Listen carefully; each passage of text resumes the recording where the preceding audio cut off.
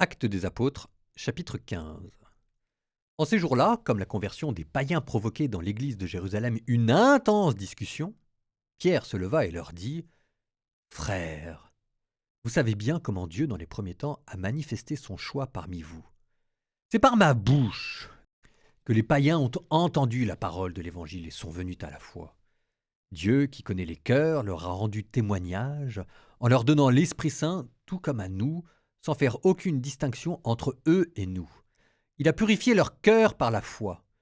Maintenant, pourquoi donc mettez-vous Dieu à l'épreuve en plaçant sur la nuque des disciples un joug que nos pères et nous-mêmes n'avons pas eu la force de porter ? Oui, nous le croyons, c'est par la grâce du Seigneur Jésus que nous sommes sauvés, de la même manière que eux. » Toute la multitude garda le silence. Puis on écouta Barnabé et Paul exposer tous les signes et les prodiges que Dieu avait accomplis grâce à eux parmi les nations. Quand ils eurent terminé, Jacques prit la parole et dit : « Frères, écoutez-moi. Simon Pierre vous a exposé comment, dès le début, Dieu est intervenu pour prendre parmi les nations un peuple qui soit à son nom. Les paroles des prophètes s'accordent avec cela, puisqu'il est écrit : après cela, je reviendrai pour reconstruire la demeure de David qui s'est écroulée. J'en reconstruirai les parties effondrées, je la redresserai. Alors le reste des hommes cherchera le Seigneur. Oui, toutes les nations sur lesquelles mon nom a été invoqué, déclare le Seigneur, qui a fait ces choses connues depuis toujours. Dès lors, moi, j'estime qu'il ne faut pas tracasser ceux qui, venant des nations, se tournent vers Dieu, mais écrivons-leur de s'abstenir des souillures des idoles, des unions illégitimes, de la viande saignée et du sang, car, depuis les temps anciens, Moïse a dans chaque ville des gens qui proclament sa loi, puisque dans les synagogues, on en fait la lecture chaque sabbat. »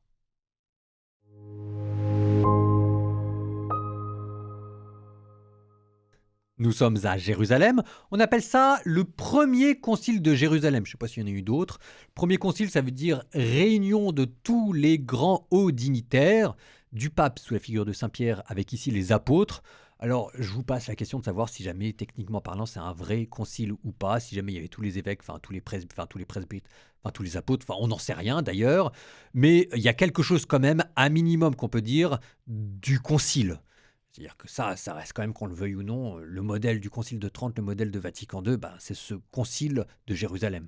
Vous avez trois personnes qui prennent la parole. Pierre, le pilier. Ensuite, Paul et Barnabé qui reviennent de mission, qui font leur débrief. Et ensuite, Jacques. Jacques, le frère du Seigneur. Le frère du Seigneur, c'est-à-dire le dirigeant de la communauté de Jérusalem. Et ce n'était pas Pierre, le dirigeant de la communauté de Jérusalem.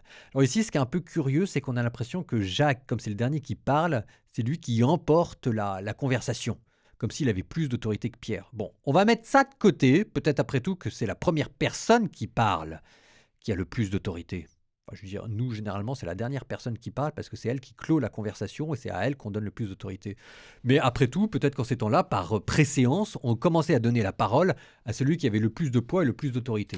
Bon, vous avez ensuite tout l'argumentaire pour leur dire que on va pas leur exposer la loi, on va pas leur imposer la cache-route, et la cache-route, pas seulement la cache-route, mais tous les commandements écrits et oraux de la loi de Moïse. On va leur imposer ce qui est le plus important, mais ce qui relève de la culture, ça on va pas leur imposer. Et vous avez deux arguments qui sont donnés par Pierre, je trouve ça très intéressant. Vous avez un argument de fait, de toute façon c'est Dieu qui justifie, et si jamais ces gens-là ont reçu le baptême de l'Esprit Saint, ça veut bien dire qu'ils ont été justifiés, indépendamment de la loi, donc on ne va pas les contredire, on ne va pas dire ce que Dieu a le droit de faire ou pas. Et puis deuxième argument, par l'absurde. Ben, si personne n'est capable de respecter la loi, nous les premiers, on ne va pas l'imposer aux autres, ça n'a aucun sens.